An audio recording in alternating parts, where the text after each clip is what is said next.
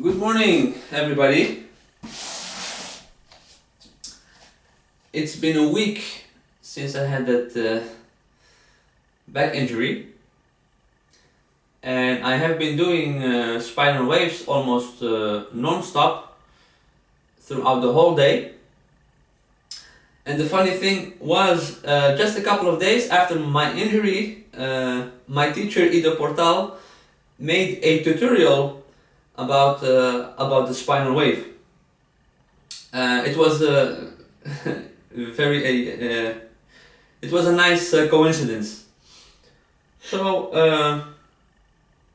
I could not articulate the first couple of days the lower part of my back. So when I came here, it was very painful. So I had to, I had to avoid this part of the motion. So I could not go here and here.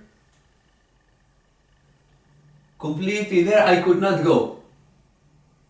But now, as you can see, I can articulate the whole part of it. And it's all about the feeling also. So it's not only about trying to mimic the motion. So if you want to see the tutorial, you can see in the link below. Then you can see Ido himself explaining it in the text. But I want to go through certain details that you might you might want to clarify. So as you could see in the tutorial, you have to articulate, there are certain points that you have to touch against the wall. For example, the nose, then the chin, then the chest, and then the rib cage, then the pelvis, and then you go back again. Yes? But there is also another wave that you can start with initiating at the hip. So the one that was explained in the tutorial was the wave where you initiate with the head. So it was somewhat like this.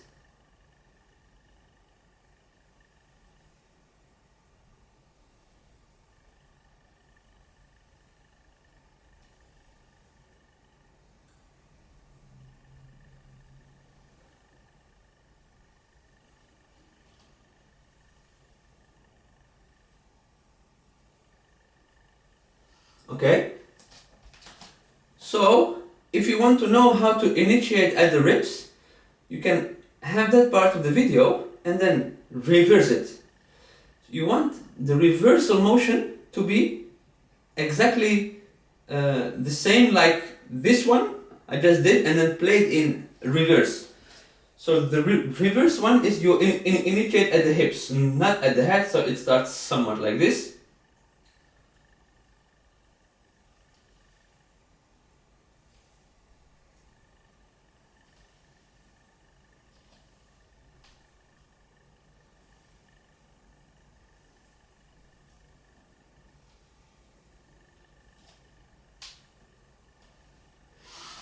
And it's a bit tricky because you will notice when you do the reverse one and you video yourself, you will see it's not exactly the same like the forward one in reverse.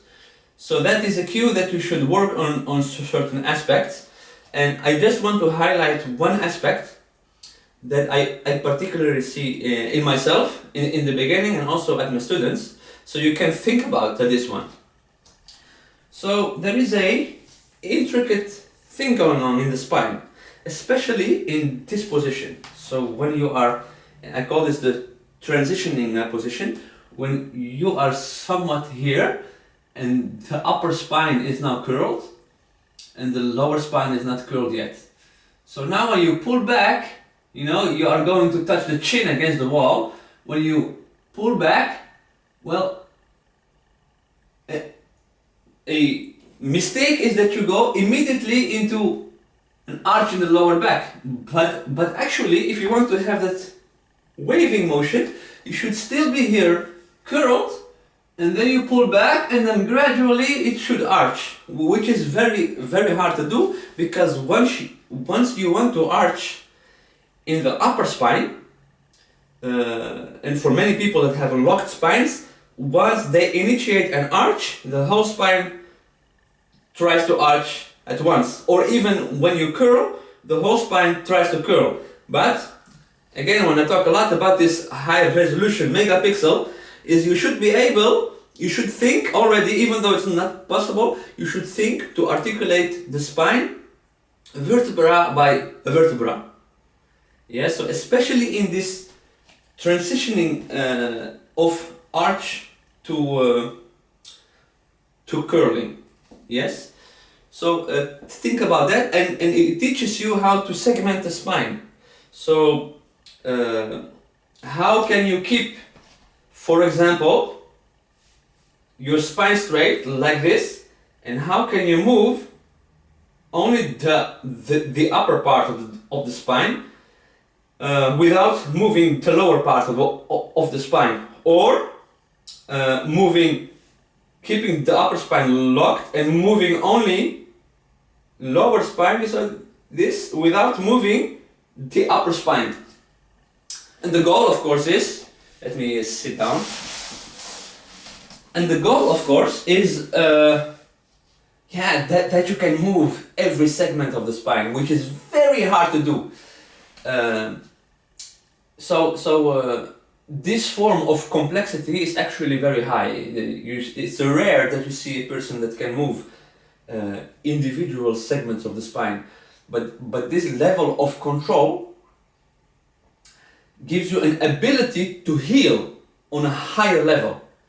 So this is why complexity, the notion of complexity, is very important in movement. We have, and don't be too how do you say that? You don't need to define complexity too precise. For example, in mathematics, you have complexity being used in certain contexts. You have complexity of an algorithm. They call this big O. It doesn't matter what it actually is, but it is restricted to a certain subject, then people know what they talk about. But in movement complexity is very vaguely defined, and keep it that way, but we know what we mean. Because sometimes when you try to define something too precise, you are destroying the meaning. So let us keep it a bit vague, but you and I know what we talk about. So this, if you want to heal through movement, you should make it a point to increase in your movement complexity. Otherwise, that type of healing is not accessible to you. Yeah, so let this be an encouragement that you learn to increase your movement complexity. Not only about the outside, how stuff looks, you want to learn all this fancy stuff. No, about the inside, that is not being visible, but it's equally important. It's a quality that you develop to learn to feel how your body feels and if stuff is going alright. And if you have this down, and it takes time, it's not something that I can give to a beginner. But once you have it down, you will learn how to heal through movement. I hope this was a bit educational. If you haven't subscribed yet, please subscribe. Have a nice day. Bye bye.